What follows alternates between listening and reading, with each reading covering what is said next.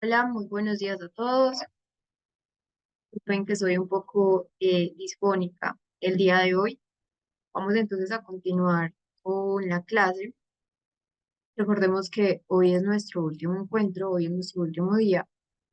Voy a compartir, aunque ya veo acá que muchas personas han dado respuesta a esa parte autoevaluativa del diplomado. Sin embargo, pues si hay personas que aún no, no la han realizado. Nuevamente por acá está el enlace.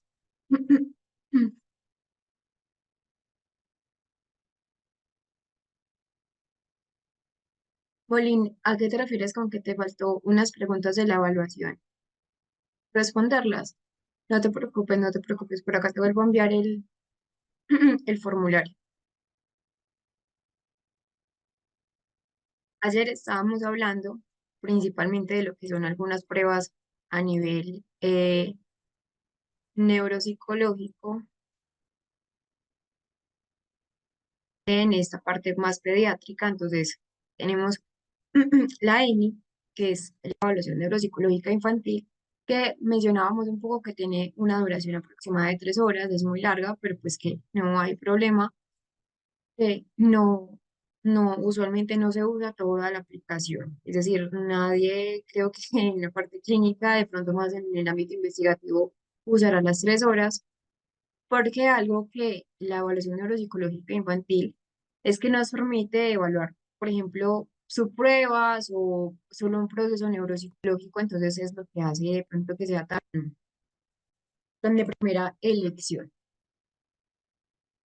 Empezamos a hablar lo que era la evaluación atencional. Mencionábamos que la atención no es un proceso unitario, que la atención tiene muchas redes a nivel neuroanatómico. Empezamos a hablar sobre esta parte del test de dos, que mencionábamos que es un test de atención que evalúa pues varios tipos de atención: atención selectiva, atención sostenida, a partir de los 2 años, perdón, de los 8 años de edad, que la atención sí debe ser individual, que son 14 ítems, que en cada ítem tenemos entonces 20 segundos para completar toda la tarea y que disponemos de 37 elementos.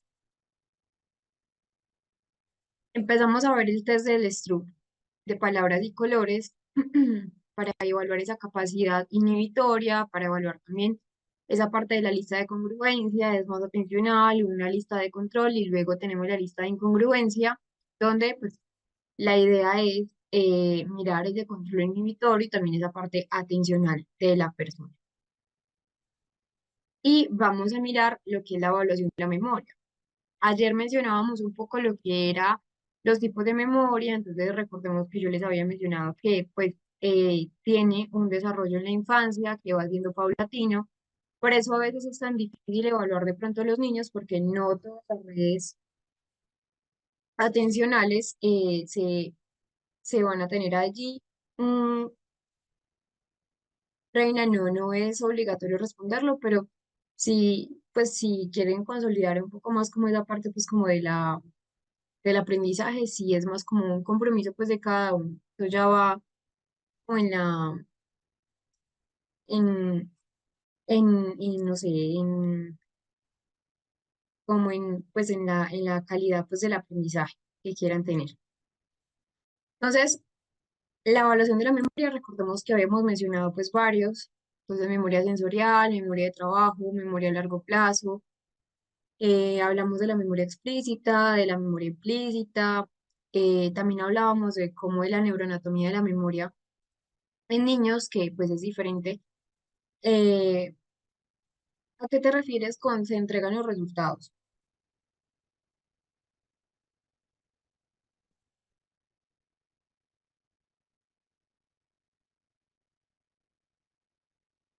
Entonces, tenemos una neuroanatomía de la memoria en niños, que es el hipocampo, pues que ya hemos hablado que es el responsable de la consolidación de la memoria episódica, que se desarrolla progresivamente hasta la parte de la adolescencia, la corteza prefrontal, que se relaciona con la organización, con la planificación y con esa recuperación o más bien evocación de recuerdos, y que la maduración también de la corteza tal, aunque lenta, favorece la memoria de trabajo y el control ejecutivo. Por eso se habla que la memoria de trabajo y ese control ejecutivo pues son las últimas áreas en poderse madurar.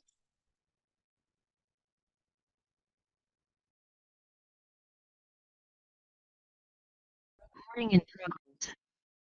Entonces, la memoria es difícil, ¿cierto? Muchas personas, incluso lo vimos en el video, que incluso muchos niños dicen como, no, tengo muy mala memoria. Algo que yo siempre suelo hacer es, antes de evaluar la memoria, miro que también está la mitad memoria de los niños. Incluso muchos niños me han dicho, no, tengo muy mala memoria, eso es lo que me dificulta el proceso de aprendizaje. Es decir, incluso uno se cree, pues sí, dijo que tenía dificultades académicas porque no lograba procesar bien la memoria. Es decir, los niños son conscientes de que a veces su memoria no está tan bien. Les había mencionado desde la corteza prefrontal, la del hipocampo, también tenemos el lóbulo temporal medial, que ese lóbulo temporal almacena las memorias a largo plazo, especialmente más de tipo semántico. También tenemos los ganglios de la base, el cerebelo, que también participan en la memoria, pues realmente estos dos están más implicados en esa memoria más de tipo procedimental. Un aprendizaje más de tipo motor que hablábamos ayer, que es uno de los que menos se pierde, pues es uno de los que más se queda, y que también tenemos la amígdala.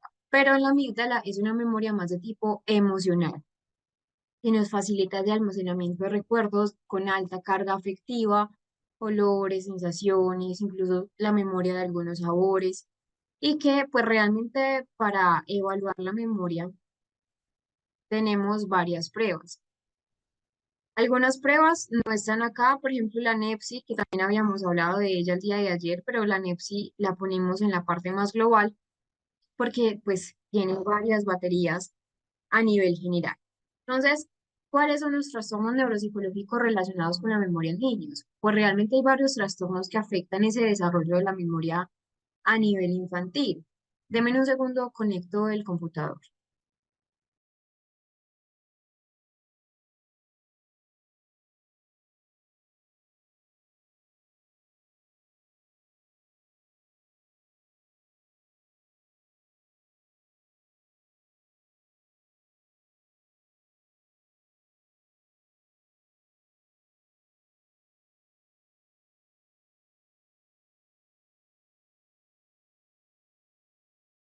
Ya. Entonces, les mencionaba que hay muchos diagnósticos que se van a relacionar con la memoria, pues principalmente no solamente son los diagnósticos que comúnmente conocemos, otros que también ya hemos visto pues en el diplomado, que incluso entonces es un TEC, que la memoria también se puede alterar después de un accidente cerebrovascular. Entonces, en general, la memoria, por ejemplo, en los trastornos por déficit atencional, el TDAH, en el TDAH hay déficit en la memoria, sobre todo en la memoria de trabajo, en esa capacidad de manipular la información tanto verbal y visual. Hay dificultades en la recuperación de los recuerdos porque hay alteraciones en esa corteza prefrontal, y recordemos que les mencionaba que la corteza prefrontal está relacionada pues con las funciones ejecutivas, con organizar recuerdos, con planificar esos recuerdos y recuperar los recuerdos, y que también depende pues de una maduración, pero que en el TDAH está alterado. En los trastornos específicos del aprendizaje también, desde hay problemas de memoria fonológico, esa memoria a largo plazo relacionada con el lenguaje, por ejemplo, en el trastorno específico del aprendizaje en la lectura está alterado. Hay alteraciones en la codificación, en la recuperación de información más de tipo académico. En el autismo también vemos alteraciones, como por ejemplo un déficit en la memoria episódica, en la flexibilidad pues, cognitiva, que tiene que ver más con las funciones ejecutivas, pero que la memoria episódica en los niños con autismo suele verse alterada porque muchos de ellos almacenan en fragmentos. Hay perseveración, pues, en muchas áreas de la memoria, pero en general se ve preservada la memoria semántica y las habilidades de memoria, una memoria más procedimental, es decir, más mecánica. Eh, y bueno, y también en lo que mencionábamos de las epilepsias del lóbulo temporal. porque la idea es mirar qué tantas alteraciones en la consolidación de la memoria episódica debido a esa misma disfunción al que recordemos que esto es una función del hipocampo que veíamos cuando estábamos trabajando la, la, la epilepsia. Vamos a ir a nuestra primera evaluación, el TABEC. Entonces, el TABEC es una versión corta, o más bien una versión infantil, de lo que es, perdón, el TABESI es una versión infantil de lo que es el TABEC, que el TABEC pues es una prueba neuropsicológica que mide esas curvas del aprendizaje y también esa parte de la memoria, tanto memoria reciente como memoria a largo plazo.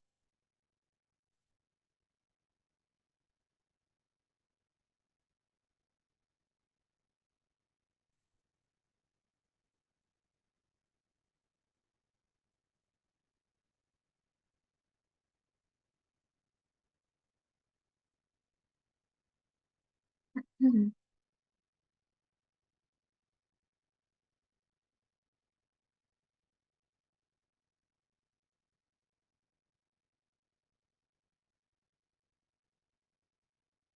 Ustedes están viendo la pantalla, ¿verdad? O no la están viendo, que me salió una alerta de que no están viendo la pantalla.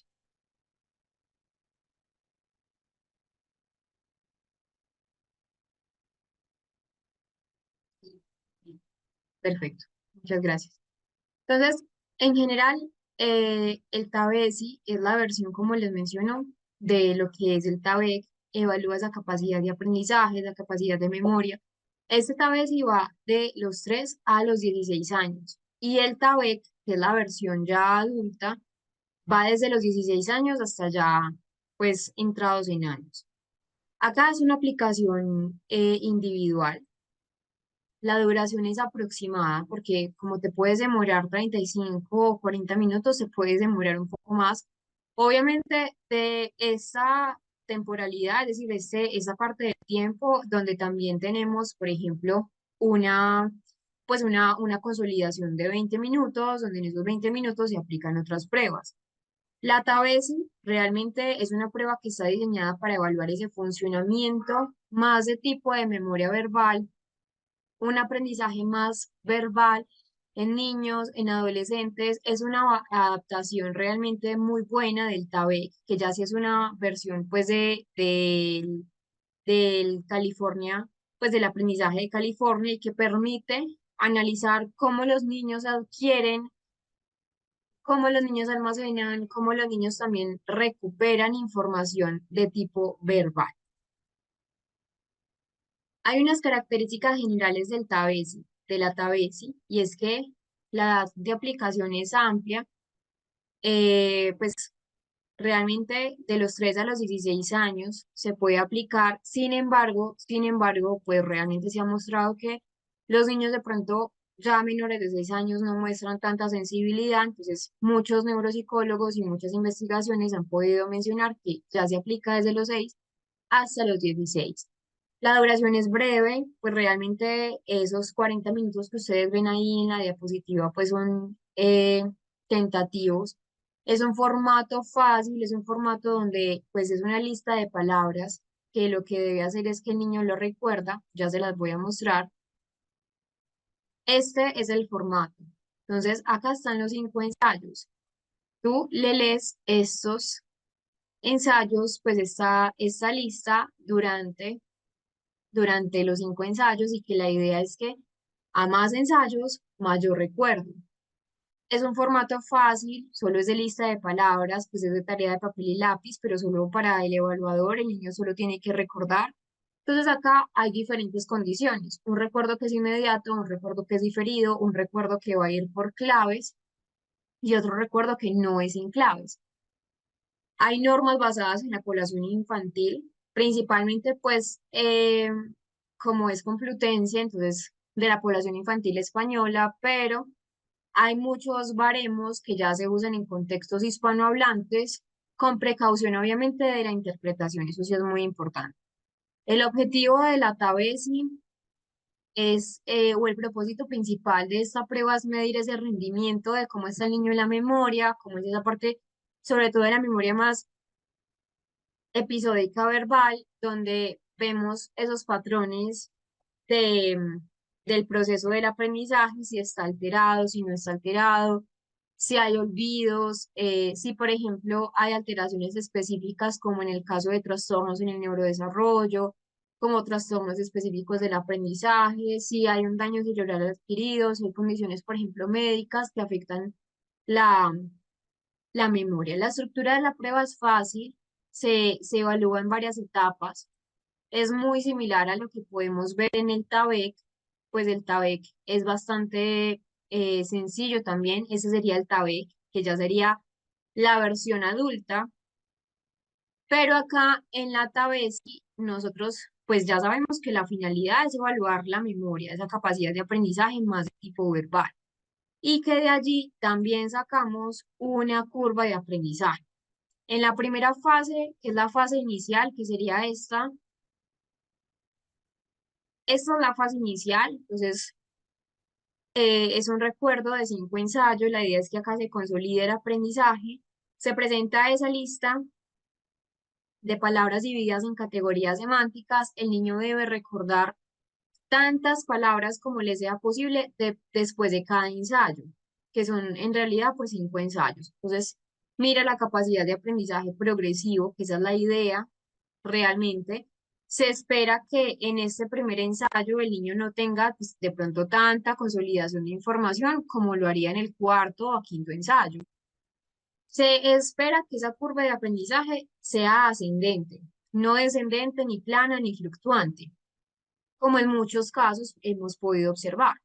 Entonces, también no solamente evalúa esa capacidad de aprendizaje progresivo y en aumento, sino que miramos también unas estrategias que tenga el paciente de organización, de agrupamiento por categorías semánticas, pues eso ya sería un comportamiento más de tipo no tanto cuantitativo, sino cualitativo, que eso en el informe neuropsicológico debe aparecer. Luego miramos un recuerdo inmediato, y después de la última repetición de la lista, se le solicita al niño que recuerde todas las palabras que él aprendió. Tenemos luego una tercera fase, que es una fase más de interferencia, donde se presenta una segunda lista, que sería una segunda, pues una lista B, es una lista más de interferencia. Se llama la lista B, con otras palabras, diferentes a las presentadas en la primera lista. No están relacionadas con la lista anterior. Y acá se evalúa ese impacto de la interferencia en el aprendizaje y la posterior recuperación. Luego hay una cuarta fase, que es una fase más de recuerdo diferido, donde después de un intervalo sin recordar esa lista, de la primera lista, no la lista B, sino la lista A, se le solicita nuevamente al niño que recupere la palabra de la primera lista, de la lista original. Entonces, acá que evaluamos la consolidación de la memoria a largo plazo, las estrategias de recuperación espontánea que tenga el paciente, si todavía hay organización semántica, que sería entonces pues una estrategia de aprendizaje que el niño realmente pueden usar. Entonces, en general, tanto el TABEC, que es para adultos, como la TABESI, pues son pruebas de memoria, la verdad es muy usada porque mira varias variables. Una variable es la capacidad de almacenamiento, pues el número total de, de palabras grabadas o aprendidas en cada uno de los ensayos. Esa capacidad de aprendizaje sucesivo, esas estrategias de agrupación, de organización, si hay un impacto o no de esa segunda lista, de la lista B, la memoria a largo plazo, un reconocimiento y pues un efecto también de primacía y de resistencia.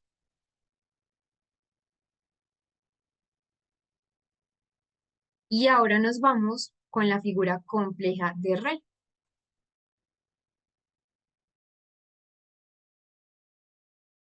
Morning in Las funciones ejecutivas, como ya también hemos visto en otras áreas, pues como la memoria, como la atención. La función ejecutiva es un dominio neuropsicológico que es de alto nivel. Cuando me refiero de alto nivel es porque necesitamos varias redes neuroanatómicas que estén implicadas en la función ejecutiva. ¿Quién domina principalmente las funciones ejecutivas? El prefrontal. Y el prefrontal es el último aspecto o la última área para mielinizar en el cerebro.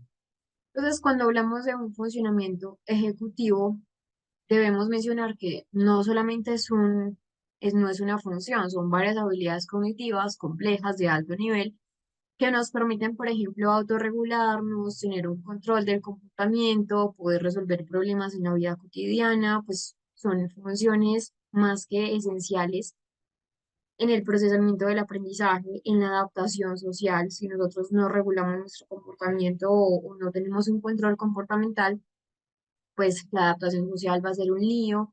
En un desarrollo académico para los niños también tiene que ver con las funciones ejecutivas. Al igual que hemos visto en los otros componentes, la función ejecutiva también tiene unas definiciones y unos modelos teóricos de las funciones. Las funciones ejecutivas realmente pues son varias, un control cognitivo que facilita la adaptación en situaciones novedosas, la regulación del pensamiento, la regulación de la conducta. Hay varios modelos. Hay un modelo que es del año 2000, que es de Miyake, donde habla de tres componentes centrales que van a estar interrelacionados. Miyake habla del primero, que habla de la flexibilidad cognitiva, donde es esa capacidad para cambiar de estrategia o adaptarse a una nueva situación. Miyake también habla de un segundo componente que es la memoria pues más de trabajo, que es esa habilidad para retener, para manipular información temporal, y habla de un tercer componente que es un componente más de control inhibitor, donde ya es esa capacidad que nosotros tenemos de suprimir respuestas automáticas, respuestas impulsivas.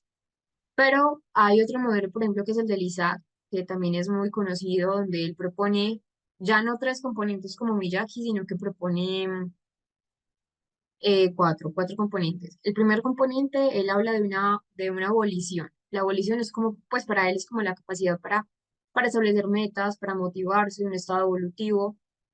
Un segundo componente de esos cuatro que el Isaac propone es la planificación, donde ya organizamos, donde estructuramos acciones dirigidas a una meta o pues a un objetivo. Igual también esa parte de la planificación hace parte de una de las funciones de la misma función a nivel ejecutivo.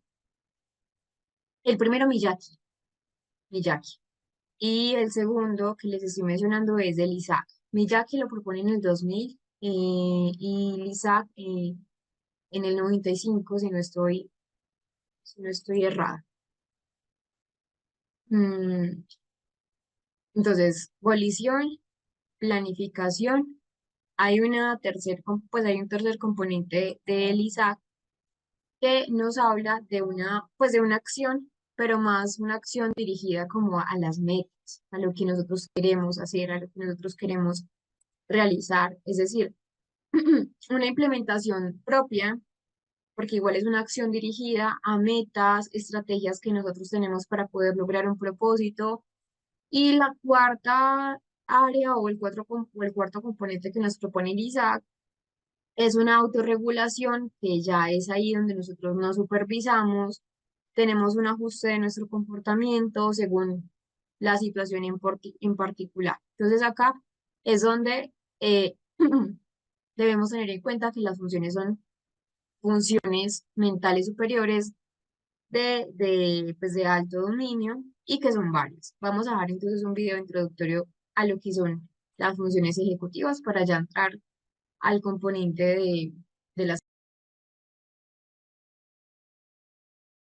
Recording in progress. Vamos a ver entonces cuál es la evaluación de las funciones ejecutivas.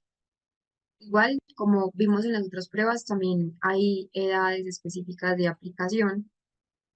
Entonces, tenemos, por ejemplo, acá pues una de las tres. Bueno, otra cosa es que la que acabamos de ver es también de memoria.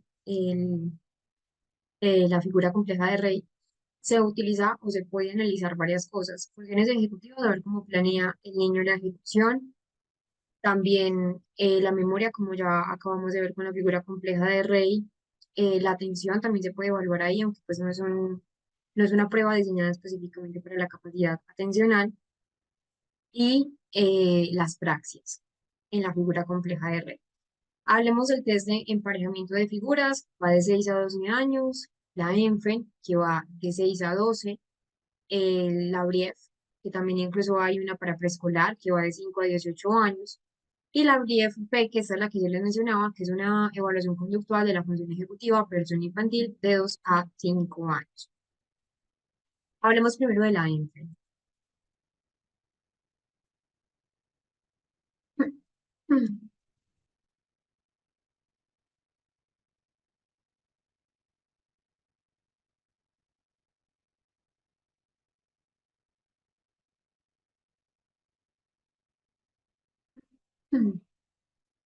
Realmente acá la INFEN, pues es de 6 a 12 años, evalúa entonces las funciones ejecutivas principalmente. Es una batería neuropsicológica como tal, y es muy integral de las funciones ejecutivas para niños y preadolescentes de 12 años, y que pues fue diseñada por Portellano, y Portellano también ha diseñado otras pruebas neuropsicológicas, ha sacado también otros libros. La idea siempre es medir esos procesos cognitivos superiores que son fundamentales como la autorregulación, como el control limitado, como la planificación, la memoria de trabajo. El objetivo es identificar si hay o no alteraciones en las funciones ejecutivas y poder realizar un diagnóstico también diferencial en niños con trastornos del neurodesarrollo, si hay o no dificultades de aprendizaje, si hay un daño cerebral. En muchos casos, por ejemplo, como en esos casos de epilepsia. Y luego ya de la evaluación, poder ya diseñar estrategias de intervención que sean individuales, que sean personalizadas para poder y rehabilitar esas funciones cognitivas, esa, por ejemplo, parte de la autorregulación. La edad de 6 a 12 años, la duración es muy breve, de 25 a 30 minutos aproximadamente, pues dependiendo obviamente de la cooperación del niño, de la velocidad de respuesta del niño, como nos podemos demorar 25 minutos, nos podemos demorar 40, 50 minutos o la hora. El ámbito de aplicación entonces es clínico, de neuropsicología, para detectar también esas dificultades en la autorregulación, en el control cognitivo. Los materiales son estos, esos son los materiales de la EMPE, donde pues realmente acá entonces tenemos un manual, los cuadros de evaluación que ustedes ven ahí y las láminas para aplicar. Y también está pues una torre de Hanoi o la torre de Londres que ustedes pueden ver allí. Las funciones ejecutivas evaluadas, entonces, se van a organizar en subpruebas realmente de la ENFE. Entonces, pues tiene pruebas compuestas por varias tareas.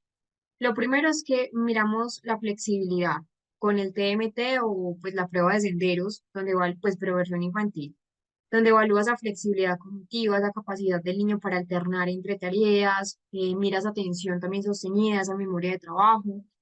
La idea pues es el TMT tradicional, aunque pues es una subcategoría o subprueba de la INFEN, unir números o números y letras, que ya sería la otra prueba, y secuencia alternante en menor tiempo posible. Es decir, número, letra, alternante.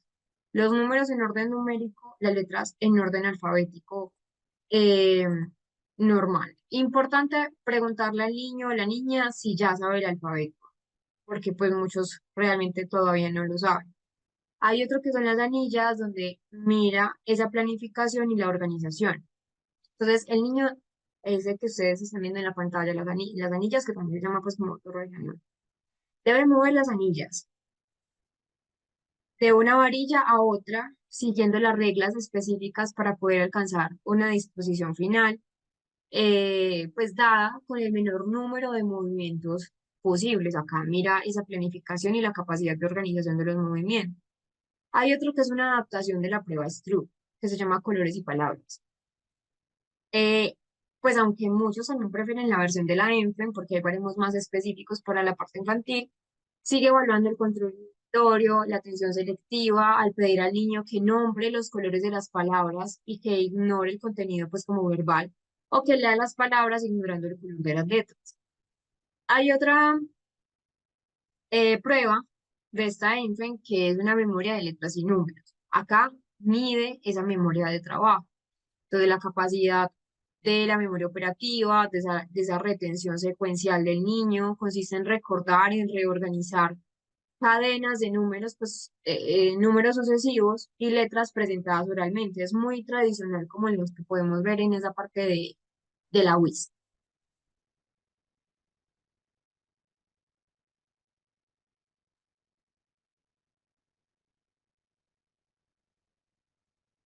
Bueno, hay unas aplicaciones clínicas de la ENFEN, entonces hay un diagnóstico diferencial, nos permite también saber, pues con la ENFEN, qué, qué, qué diagnóstico, por ejemplo, no es decir, diferenciar si es un trastorno por déficit de atención, si es un trastorno del aprendizaje, si es el trastorno del espectro autista, si hay daño cerebral o alteraciones en el desarrollo neurológico, y nos permite también identificar esas dificultades en el control inhibitorio, en la planificación, en la atención después de impactar ese rendimiento académico.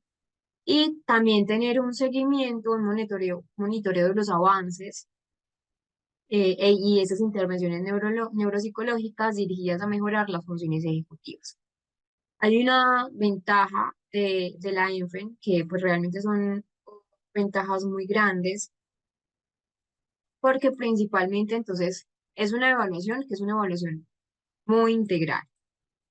Aunque solamente mide pues esa parte de las funciones ejecutivas, también desde el ámbito clínico, ya en la interpretación, ya podemos mirar si o es por atención o es otra función que está alterada de manera más clara, de manera más específica. También tiene una adaptación que es muy cultural, es decir, los baremos están diseñados para la población de nosotros, para la población hispanohablante, donde ya va a garantizar también pues la relevancia en el contexto cultural latinoamericano. La aplicación es breve, como les mencionaba, pues es un tiempo relativamente corto.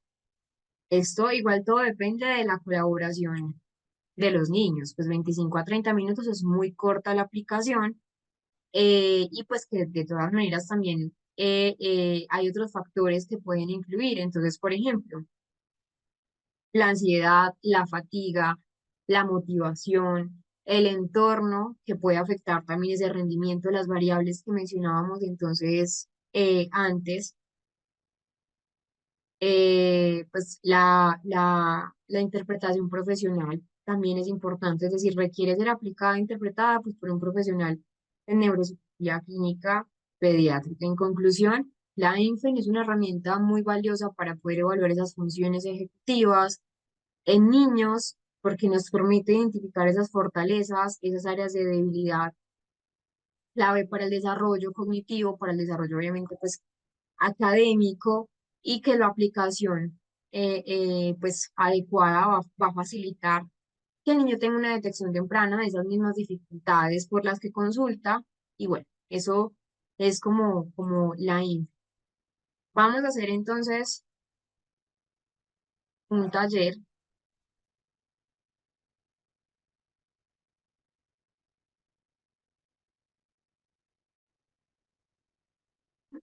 Antes de pasar al otro tema, un taller de repaso.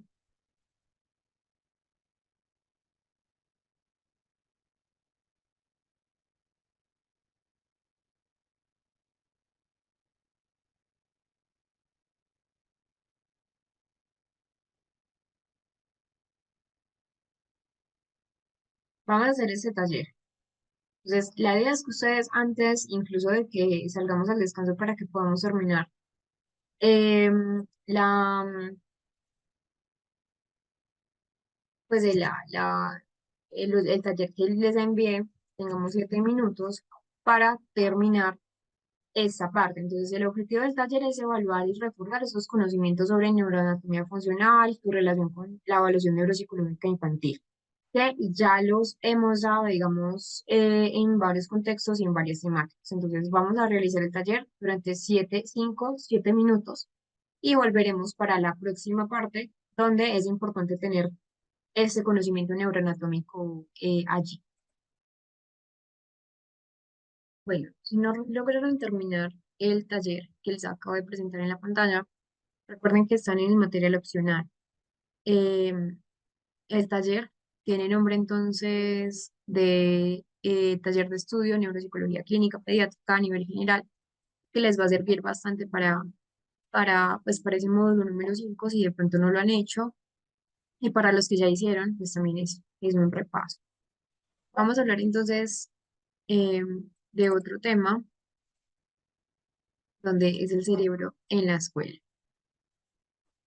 cómo procesa el cerebro la información.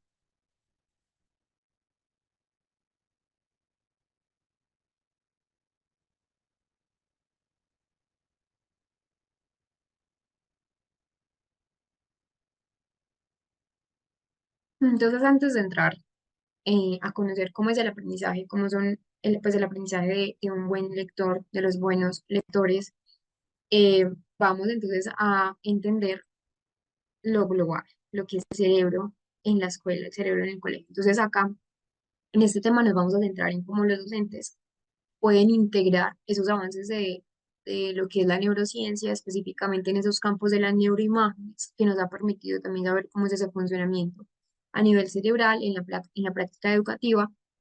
Muchos docentes, por ejemplo, al principio se sienten muy abrumados cuando algún padre de familia o una otra persona les lleva de pronto unas neuroimágenes, porque a veces no lo saben leer y eso es muy importante que también lo sepan leer, porque pues también están trabajando con esa parte del cerebro. Entonces, acá vamos a hablar de concepto de lo que es neurointeligencia, que es el objetivo de, de que los profesores comprendan los principios claves sobre el cerebro, sobre el aprendizaje, especialmente lo que respecta pues, a una enseñanza de la lectura. Entonces, es un punto clave en el proceso de codificar lo que ocurre cuando los estudiantes, por ejemplo, leen. El cerebro codifica, es decir, la lectura no es solamente un proceso que de la noche a la mañana se dé, no, es un proceso de codificación donde los lectores convierten las palabras escritas en sonidos, luego parten a darles un significado, entonces es un proceso fundamental para la adquisición de la competencia lectora. Entonces, vamos a iniciar con este tema para pues, tener una enseñanza más explícita y una enseñanza más directa de cómo procesa el cerebro la información. Entonces, acá vamos a abordar las dificultades em, que enfrentan de pronto muchos educadores, pues cuando enseñan a los estudiantes, pues no solo a leer, sino también a utilizar la lectura como una herramienta para leer. Entonces, muchos estudiantes logran decodificar palabras, pero tienen dificultades ya más en la comprensión lectora, es decir, pueden leer de seguido y pueden leer rápido, pero no comprenden lo que leen. Entonces, la idea es que sepamos cómo aprende el cerebro, cómo se promueve la lectura y cómo se promueve entonces esa parte del cerebro común. Otro aspecto relevante es que vamos a explorar cómo es el papel del sistema de filtrado consciente en el cerebro. Para leer necesitamos tener un sistema de filtrado que es consciente, que nos permite, pues a nosotros como seres humanos, en especial a los estudiantes, filtrar la información, enfocarse en lo que es relevante, tener obviamente o protegerse de la sobrecarga cognitiva, dado que el cerebro tiene una capacidad muy limitada para procesar información, es decir, es como si fuera un embudo. Cuando tenemos un embudo, pues no todo cabe dentro del embudo. Entonces es importante saber cómo es el filtrado de la información, ser conscientes de que los estudiantes pueden sentirse incluso muy saturados con demanda de información a la vez. Entonces, es sí muy fundamental enseñarles a filtrar esa información para que puedan entonces concentrarse en los aspectos más importantes de lo que están leyendo y sacar, obviamente, una idea, una comprensión lectora y un proceso del aprendizaje. Vamos a ver lo primero de este aspecto, del aprendizaje de los buenos lectores. Entonces, ¿cómo convierte el circuito cerebral para el habla? ¿Cómo se convierte ese circuito cerebral para el habla en un circuito para la lectura? Durante los primeros años de vida, nosotros tenemos entonces una, una práctica con fonemas, que son esos segmentos mínimos del sonido que están contenidos en las palabras, junto con el estudio también de esas reglas fonéticas o reglas fonológicas que va a favorecer que se desarrollen pues una serie de desvíos permanentes en ese circuito cerebral del lenguaje oral. Entonces, para la mayoría de los alumnos, esa versión revisada del circuito del lenguaje oral se convierte en un circuito más de codificación para la lectura que se les enseña en el aula, pues a través de un programa implementado de la lectura. Otros niños necesitan más práctica, otros niños necesitan de pronto más repaso para poder compartir esa carretera ya establecida para el aula en una autopista rápida para la lectura, por decirlo de alguna manera. Entonces, un reducido número de alumnos requiere de intervención intensiva para fortalecer sus cerebros, para que esos cerebros se puedan desarrollar de manera automática. Entonces, empecemos por acá. La lectura empieza en el centro visual del cerebro. Antes de eso, entonces vamos a ver cómo es el procesamiento visual en la lectura.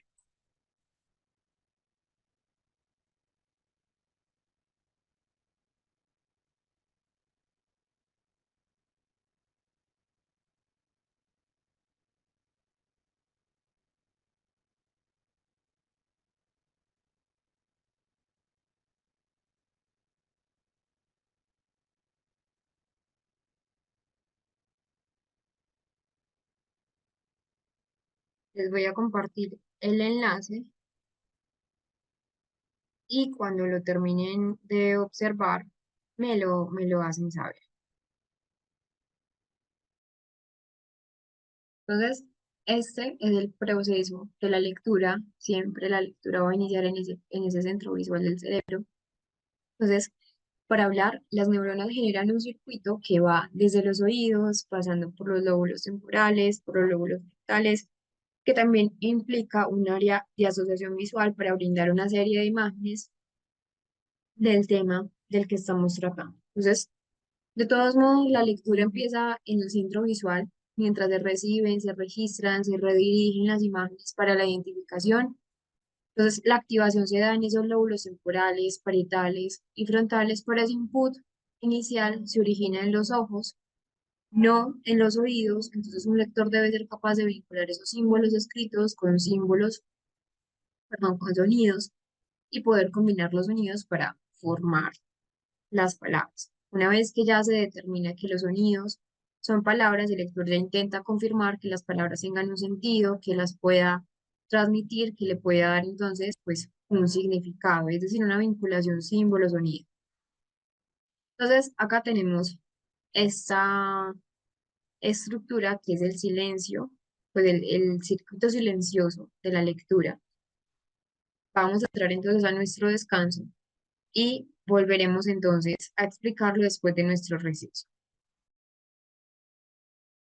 Vamos a continuar donde eh, íbamos, pero la parte de que la lectura empieza en esa parte más del centro visual de nuestro cerebro.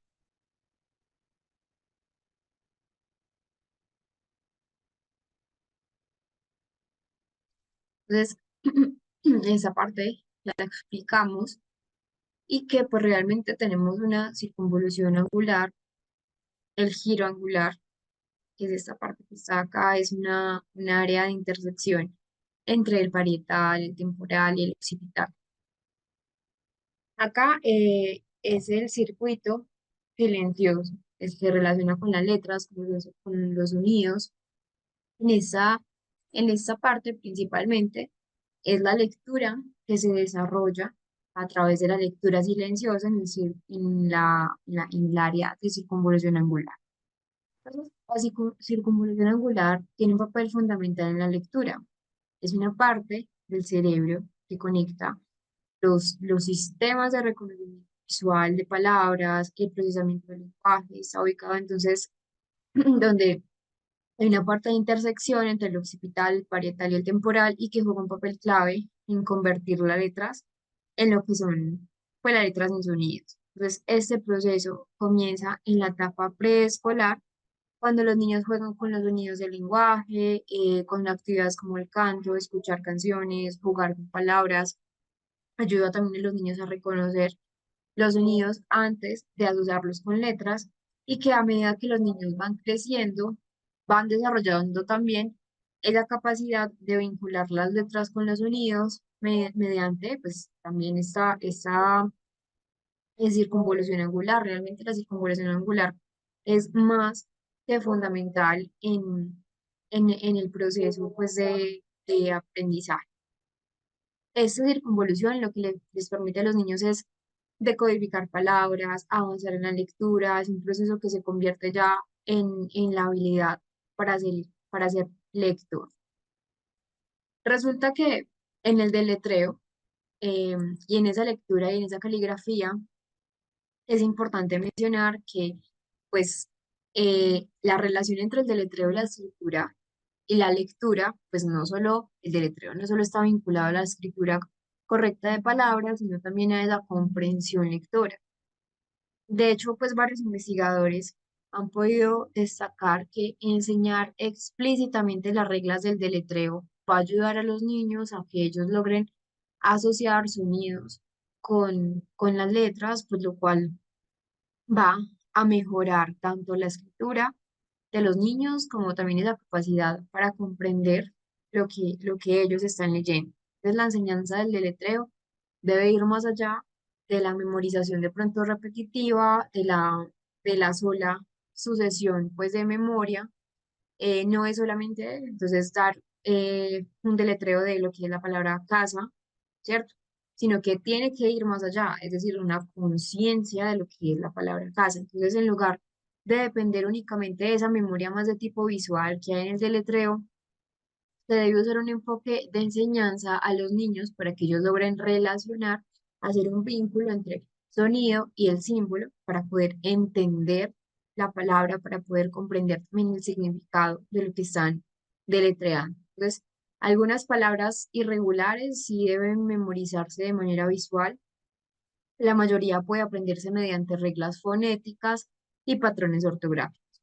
Resulta que hay una secuencia educativa en los niños, entonces ya sabemos que lo primero es vinculación entre el deletreo y la escritura, que debe ser clara, que hay unas investigaciones claves, que es Josie, Dreyman y colaboradores, donde ya se destaca esa importancia también del deletreo, que debe haber una conciencia de sonidos y letras, que debe haber una integración del deletreo y comprensión, pero que también hay una edad importante, pues, para poder, digamos, tener una secuencia educativa para el deletreo y la lectura, que es esta. Entonces, vemos que de los 6 a los 7 años, bueno, primero, antes de los 6 7 años tenemos la etapa preescolar, donde acá los niños aprenden las letras, su relación con los fonemas.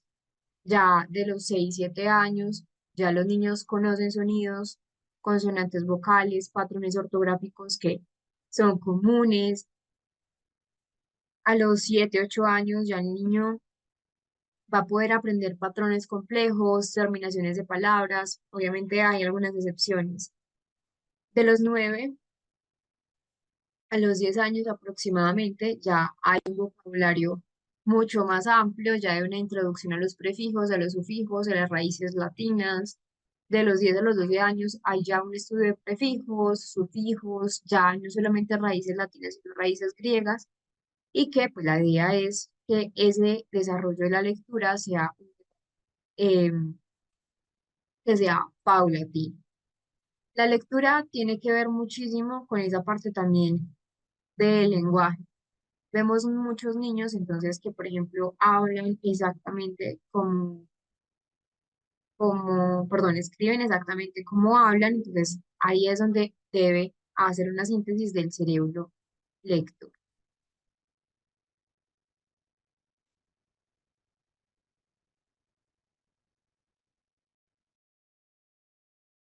Vamos a darle revisión a- al formulario que teníamos entonces pendiente.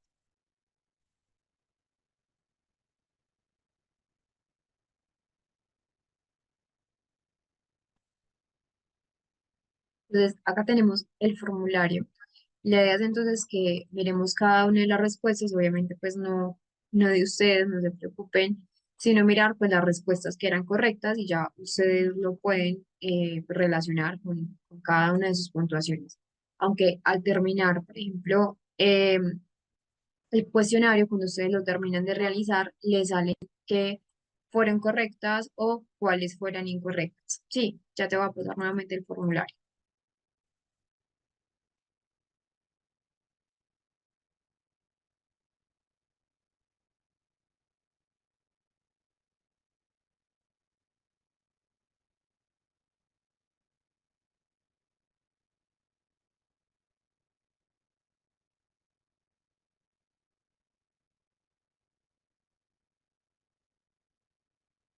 Entonces tenemos acá la primera pregunta, que estudia principalmente la neuropsicología del desarrollo. Entonces teníamos preguntas como A, trastornos del lenguaje en adultos; B, la relación entre el desarrollo cerebral y el comportamiento en niños; C, el impacto de lesiones cerebrales en la vejez; D, los cambios emocionales durante la adolescencia.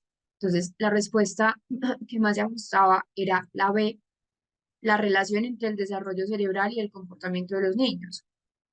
Recuerden que también esto podría estar, pero que no solamente miramos los cambios emocionales durante la adolescencia, sino también qué factores, por ejemplo, en el ámbito ambiental, en el ámbito emocional, se van a relacionar con esa parte de la neuropsicología pediátrica. Por eso la respuesta que más daba, pues como en cuanto a la buena relación, es esta, la B.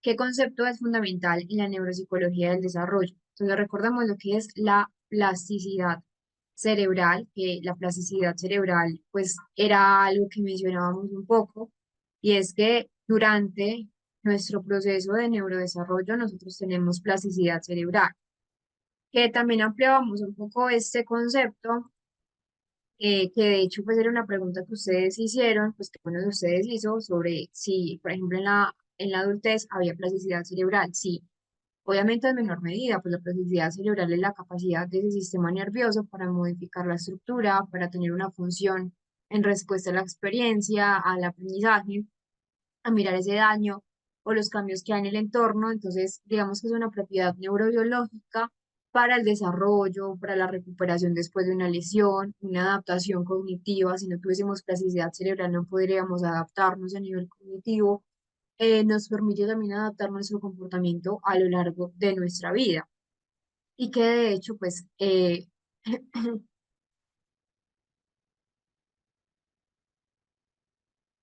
de hecho también, pues hay tipos de plasticidad cerebral. Hay una plasticidad del desarrollo que mencionábamos que ocurre principalmente en la infancia, en la adolescencia, cuando el cerebro es altamente maleable, moldeable, es un cerebro muy dinámico. Entonces acá incluye esa sinaptogénesis que mencionábamos entonces en un capítulo también de la formación, donde era una formación de esas nuevas sinapsis, que también hay una plasticidad cerebral que nos permite adaptarnos a los diferentes componentes pues, del aprendizaje.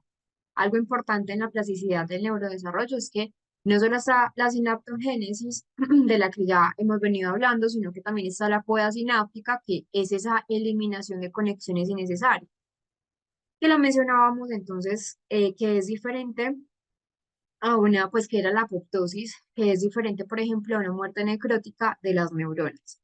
Tenemos una plasticidad adaptativa del aprendizaje que les mencionaba. Entonces implica una modificación de redes neuronales, ya también debido pues a un proceso de experiencia, a un proceso también de aprendizaje que se basa en los mecanismos de la potenciación y la depresión pues a largo plazo, que es un tema pues un poco más amplio. Que también hay una plasticidad eh, reactiva, que se activa tras el daño cerebral. Es decir, si hay un accidente cerebrovascular, si, si sobreviene, por ejemplo, pues en la vida de un niño, un trauma cronioencefálico, se da una plasticidad reactiva, donde se incluye esa reorganización funcional de áreas corticales, donde ya en esta plasticidad reactiva, pues lo que pasa es que esa esas conexiones que de pronto se perdieron, esas formaciones de nuevas neuronas salen a la luz, salen a flotes, y que también hay una plasticidad patológica,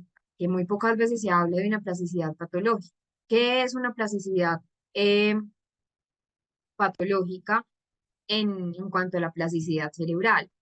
Se habla poco realmente de ese aspecto, pero es un cambio en la expresión genética, es decir, hay cambios no adaptativos, como por ejemplo lo observado en esa parte de la epilepsia, un dolor neuropático, algunas enfermedades neurodegenerativas, pues que no es de pronto tanto el caso de la parte pediátrica, pero sí un dolor neuropático, los cambios no adaptativos que se observan en esa parte de los diferentes síndromes epilépticos se considera como una plasticidad patológica.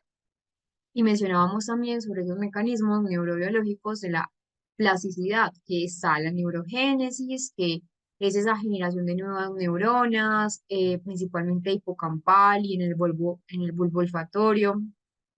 Hay una sinaptogénesis, esa misma poda sináptica, que es creación por eliminación de sinapsis, pues según la experiencia, según la fuerza que tengan, cambios pues en esa expresión genética donde se modifica la transcripción de genes involucrados en la plasticidad neuronal, una neurotransmisión que también modula la experiencia. Hay muchos factores que van a influir acá en esta poda, perdón, en esta plasticidad cerebral, en esa parte del neurodesarrollo, y es que pues la edad, es decir, la plasticidad es mucho mayor en la infancia, pero que se mantiene en la adultez, no quiere decir que ya lleguemos a una edad donde no tenemos plasticidad cerebral, sí la tenemos, pero se reduce. Que la plasticidad cerebral depende también de la experiencia, depende del aprendizaje, entonces estimulación cognitiva, lo que es la educación, lo que es una práctica nueva de habilidades potencialmente estimulantes, potencialmente que activen esa parte cognitiva, el ejercicio físico, la buena alimentación, mejora esa parte de la neurogénesis, la conectividad neuronal. Por eso hacer ejercicio físico no es algo para el metabolismo, no es solo algo pues como, no sé, estético o vascular, sino que también hay un componente que ese ejercicio físico va a modular la plasticidad cerebral.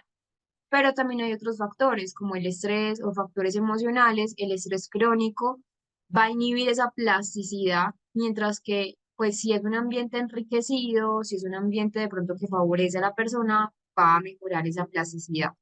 Hay otros factores emocionales, y es que, por ejemplo, en la depresión y en la ansiedad hay menor neuroplasticidad comparado con sujetos control, cuando me refiero a sujetos controles a nivel de investigación, donde son sujetos pues, en investigación donde pues, son personas que no tienen de pronto ansiedad o no tienen depresión, se ha visto que hay menor neuroplasticidad en esos factores emocionales de pronto como la depresión y la ansiedad.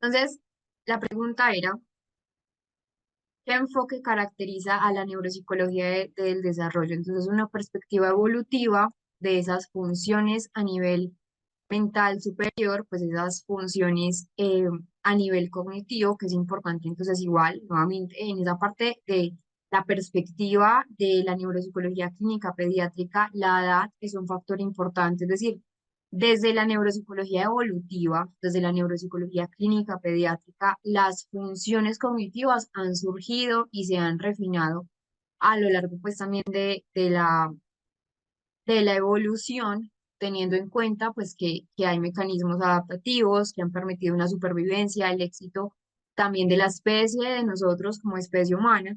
Entonces, la evolución del cerebro ha sido guiada por la necesidad de resolver problemas relacionados con los recursos, con la socialización, con el día a día cotidiano, con la adaptación. Entonces, acá debemos tener en cuenta que a medida que tenemos una evolución interna, pues de la persona, del cerebro humano, hay millones de evoluciones de un año a otro, es decir, a un aumento de tamaño cerebral, hay mayor sebo neuronal, hay plasticidad cerebral, que las funciones cognitivas obviamente también van a aumentar.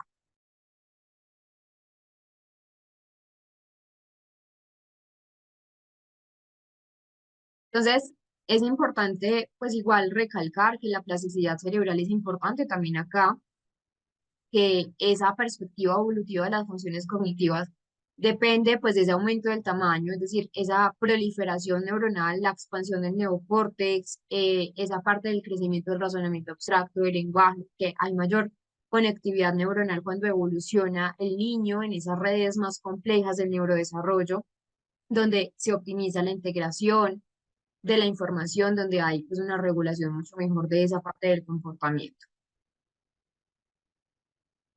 ¿Cuál de las siguientes afirmaciones es verdadera sobre el desarrollo temprano? Entonces, la A es que la mielinización se completa al nacer. Recordemos que esto es falso porque la mielinización se completa incluso cuando la persona ya tiene 25 años aproximadamente.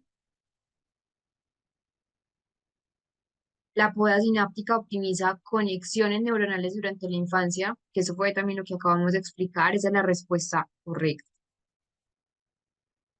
¿Cuál es una característica del cerebro infantil en comparación con el cerebro adulto? Que también acabamos de mencionar, que hay mayor plasticidad neuronal en el niño, no quiere decir entonces que los adultos no tengan tampoco esa plasticidad cerebral.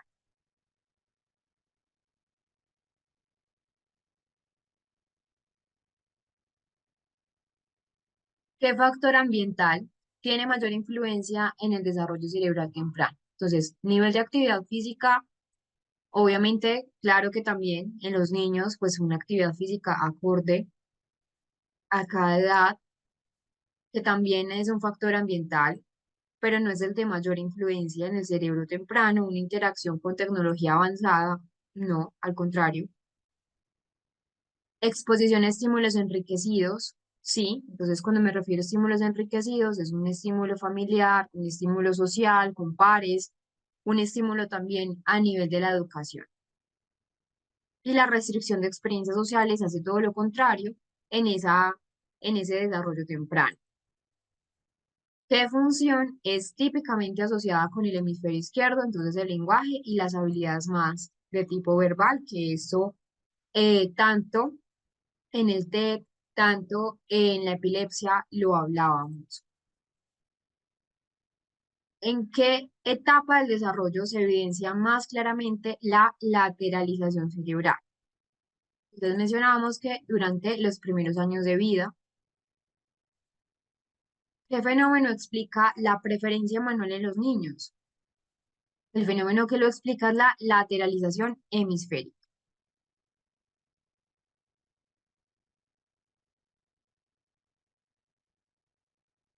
La estructura es esencial para la consolidación de la memoria. Entonces, recordemos que la amígdala, que ahora también se los estaba explicando cuando mencionábamos cuáles son las partes neuroanatómicas vinculadas con la memoria, la amígdala está vinculada, pero más con una memoria de tipo, pues, emocional, es decir, los olores de una persona, los recuerdos más de características emocionales, sensaciones emocionales. El tálamo no, los ganglios de la base no son los principales. Y el hipocampo tiene que ver entonces con esa parte de la consolidación de la memoria, que si ya hay lesiones más hipocampales, pues hay lesiones en esa función cognitiva. ¿Qué función principal realiza el lóbulo frontal en niños? No solamente en los niños, en nosotros como adultos. La regulación de las emociones, ese control eh, ejecutivo, ese control incluso también emocional.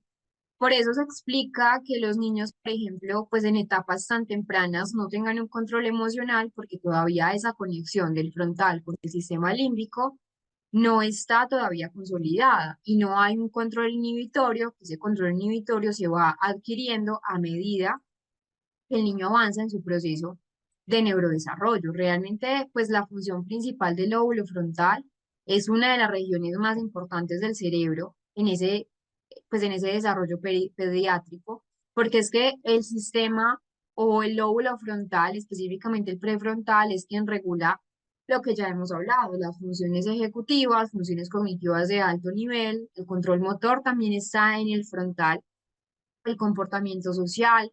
Y aunque pues es un área que sigue madurando hasta la adultez temprana, como les contaba, alrededor de los 25 años aproximadamente, igual pues eso es un sondeo, pues es un aproximado. Algunos se pueden melinizar más temprano, otros quizás más tarde, pero depende pues de muchos factores individuales, pues en la infancia ese lóbulo frontal tiene un papel en las capacidades como por ejemplo de inhibir el comportamiento, esa parte del control de impulsos, que el niño de pronto no tenga tantas respuestas automáticas como lo vemos en los bebés.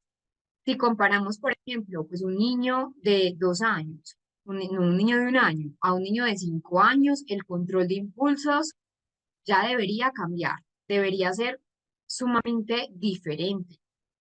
¿Por qué? Porque es que en los niños, pues obviamente esa parte de la autorregulación se va mielinizando, se va refinando a medida que el niño, pues obviamente va a mejorar esas funciones ejecutivas, una autorregulación. También, no solamente el lóbulo frontal es esencial acá, sino que también tenemos un cambio entre tareas, una adaptación a nuevas reglas, pues lo que sería la atención y la flexibilidad cognitiva.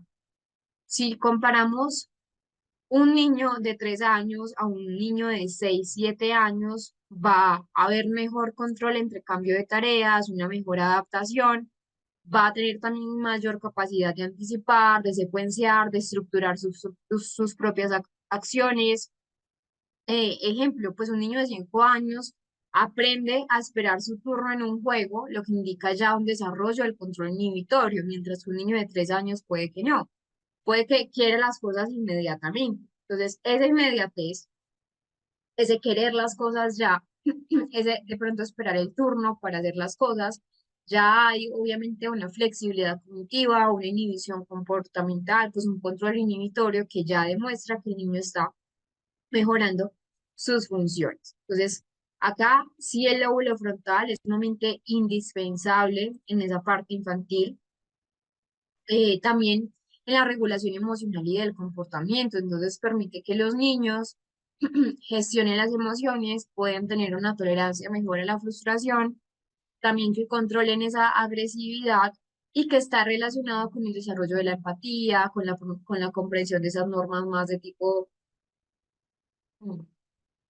social, y que el córtex prefrontal pues se regula también la respuesta del sistema límbico, ese sistema emocional, donde ayuda también a modular el miedo, ayuda a modular también la parte de, de la ansiedad. En el caso, entonces, por ejemplo, un niño que aprende a calmarse después de una discusión con un amigo o después de una discusión con la mamá, ya está utilizando un lóbulo frontal porque él mismo se regula, es decir, hay un aspecto emocional que está, pero que se regula.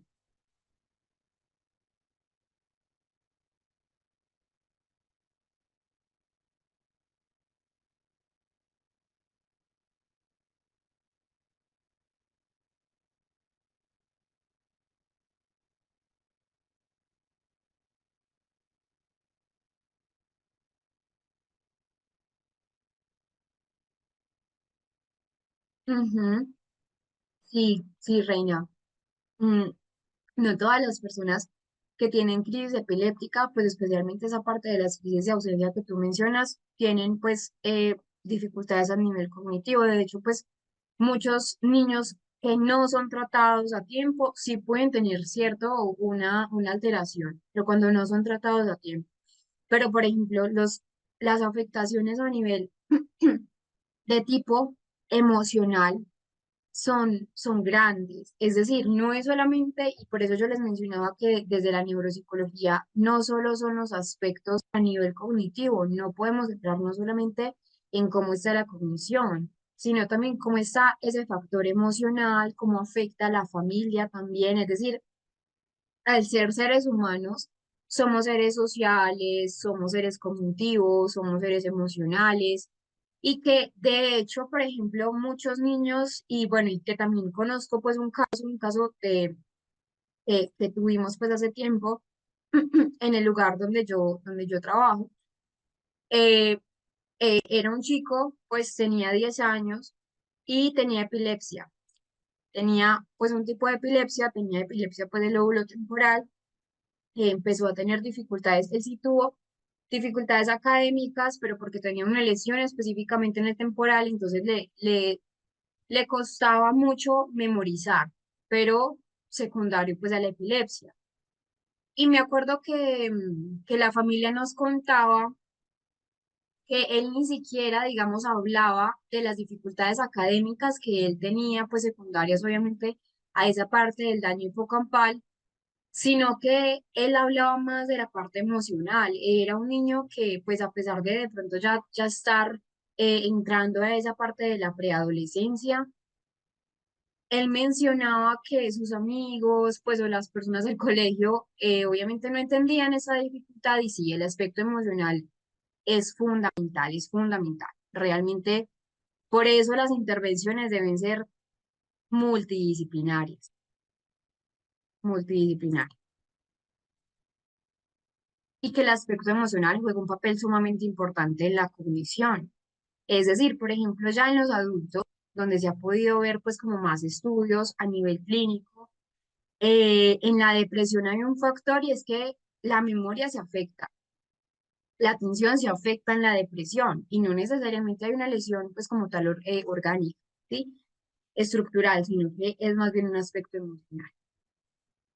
La pregunta 12 es, ¿cuál es el objetivo principal de una evaluación neuropsicológica? Fundamental, evaluar no solamente la función, sino también muchas veces los padres de familia, pues de pronto tampoco porque no es una tradición, hacer estudios imagenológicos para saber cómo ha sido de pronto en el tiempo esa parte de la estructura cerebral en los niños, no importa si no tienen lesiones, pero los estudios imagenológicos nos permiten saber pues cómo va evolucionando en el tiempo, hacer un control también de la estructura, previniendo de pronto así también pues muchos aspectos a nivel de la estructura.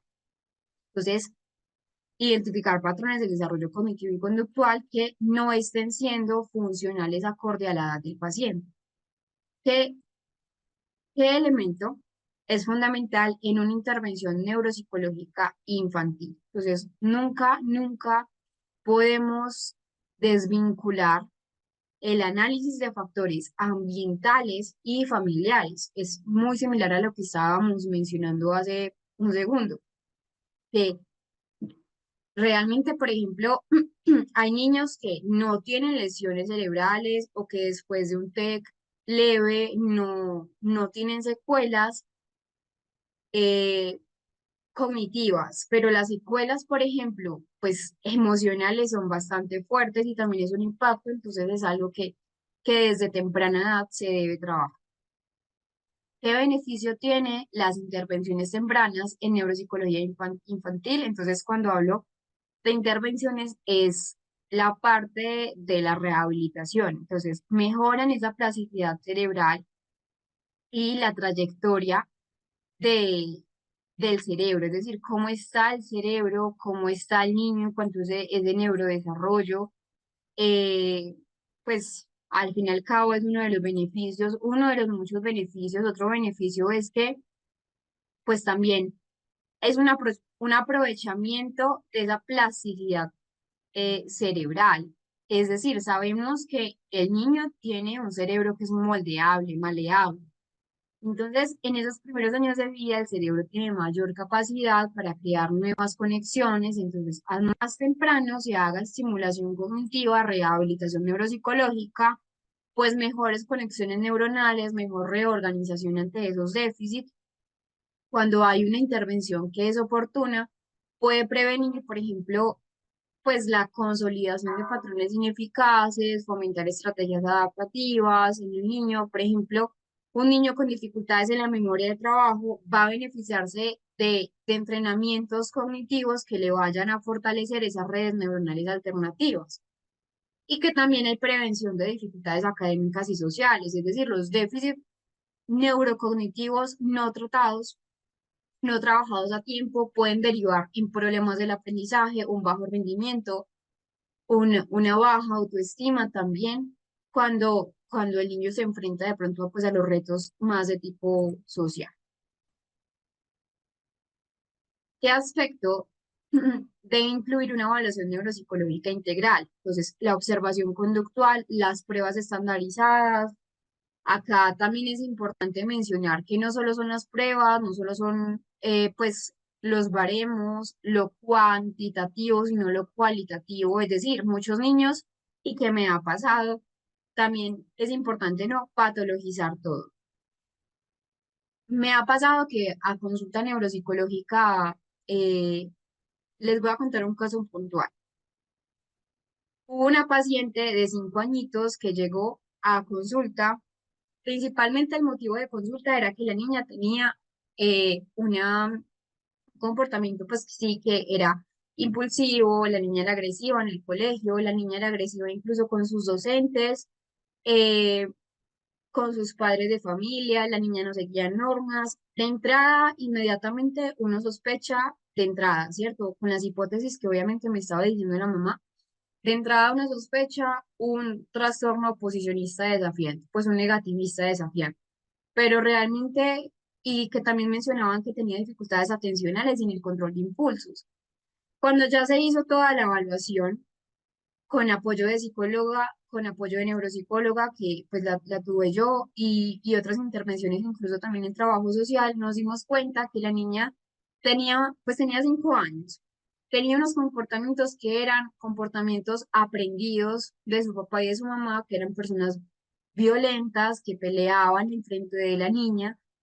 Eh, en el colegio también era una niña que era maltratada por la docente, pues no en forma física, pero sí de forma verbal, entonces la niña tenía un comportamiento que era reactivo.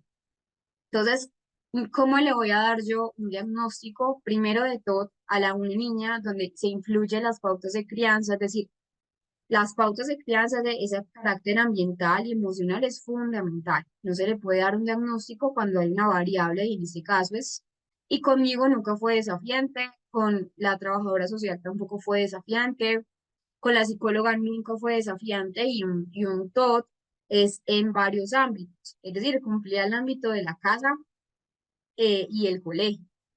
Pero con los demás no era desafiante, es una niña reactiva ante el comportamiento porque pues vive en un contexto donde todo el tiempo hay violencia, se expone a la violencia, la tratan mal.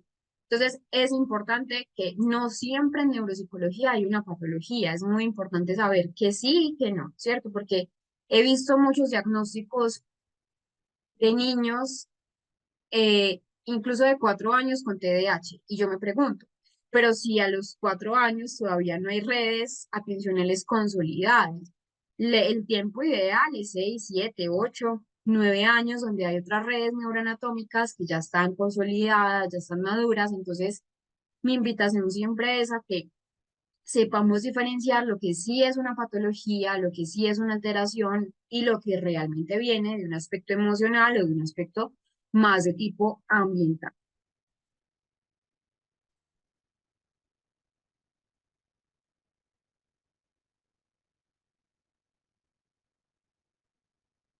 Bueno, entonces vamos a dejar hasta acá. Muchísimas gracias a todos. Eh, Recuerden que tienen las clases entonces grabadas. María Altagracia, esta parte de las convulsiones lo hablábamos en la parte de las convulsiones, pues porque de todas maneras es un tema muy largo volverlo a exponer. Entonces está en las revisiones, pues en las clases que están grabadas para que busques el tema de epilepsia, allí está, allí lo explico. Explico los tipos de epilepsia, explico pues como toda esa parte.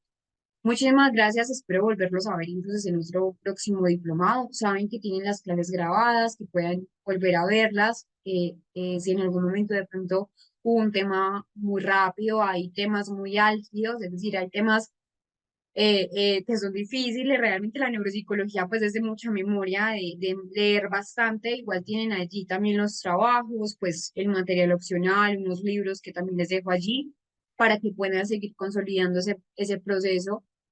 de la neuropsicología. Y bueno, la verdad ha sido todo un placer. Espero entonces verlos en otra oportunidad. Chao.